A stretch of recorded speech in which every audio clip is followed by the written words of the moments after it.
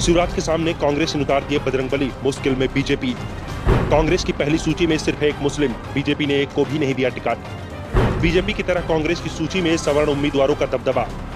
शिवराज सिंह चौहान का नाम बीजेपी की चौथी लिस्ट में आया था। बीजेपी ने शिवराज को बुधनी से टिकट दिया है।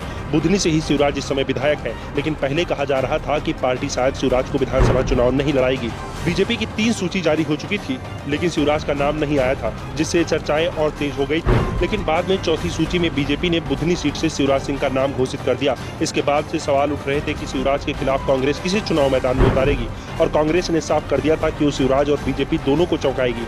शिवराज के लिए मैदान खाली नहीं छोड़ा जाएगा, और जब कांग्रेस की लिस्ट आई तो बीजेपी भले ही न चौंके, लेकिन शिवराज सिंह चौहान जरूर चौंक गए हैं, क्योंकि कांग्रेस ने इस बार बजरंगबली को ही शिवराज के सामने लाकर खड़ा कर दिया है। दरअसल कांग्रेस ने मुख्यमंत्री शिवराज सिंह चौहान के सामने हनुमान को मैदान में उतार दिया है। कांग्रेस ने बुधनी से विक्रम मास्ताल को टिकट दिया है। मास्ताल ने रामायण 2 सीरियल में हनुमान का किरदार निभाया है। कांग्रेस के प्रदेश अध्यक्ष कमलनाथ खुद को हनुमान भक्त बताते हैं। ऐसे में उनका यह दांव चर्चा का विषय बन गया है। अब देखना दिलचस्प होगा कि कांग्रेस का यह दांव कितना कारगर साबित होता है। दरअसल इस बार के विधानसभा चुनाव में मध्य प्रदेश में हिंदुत्व चुनाव के केंद्र में रहने वाला है।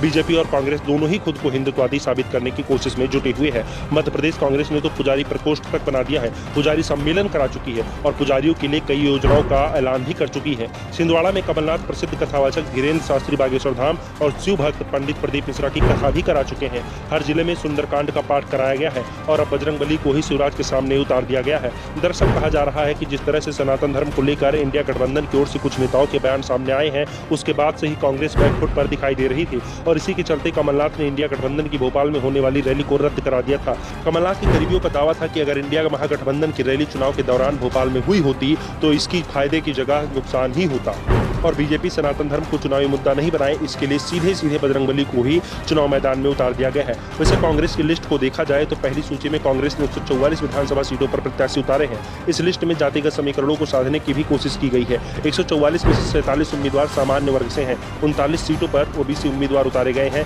आदिवासी 30 और 22 दलित उम्मीदवार उतारे हैं। कांग्रेस की इस लिस्ट में 6 अल्पसंख्यक उम्मीदवारों के नाम भी हैं। इसमें 5 जैन और 1 मुस्लिम नेता शामिल है। कांग्रेस ने अपनी पहली लिस्ट में 19 महिलाओं को टिकट दिया है। कांग्रेस ने अपने इस पहली लिस्ट में 70 मौजूदा विधायक पर भरोसा जताया है। वहीं पूर्व विधानसभा अध्यक्ष एनपी प्रजापति समेत मौजूदा 3 विधायकों के टिकट काटे गए हैं। कांतिलाल भूरिया की जगह उनके बेटे विक्रांत को टिकट दिया गया है। कटंगी विधायक कामलाल सहारे और गुनौर विधायक सुदयाल बागरी का टिकट काटा गया है। इनमें छिंदवाड़ा से पूर्व मुख्यमंत्री कमलनाथ का नाम प्रमुख रूप से शामिल है और कोई बड़ा नाम इसमें शामिल नहीं है। वहीं दतिया सीट से नरोत्तम मिश्र के खिलाफ अवेधन नायक चुनाव लड़ेंगे। नरसिंहपुर सीट से केंद्रीय मंत्री प्रहलाद पटेल के खिलाफ कांग्रेस ने लाखन सिंह को मैदान में उतारा है।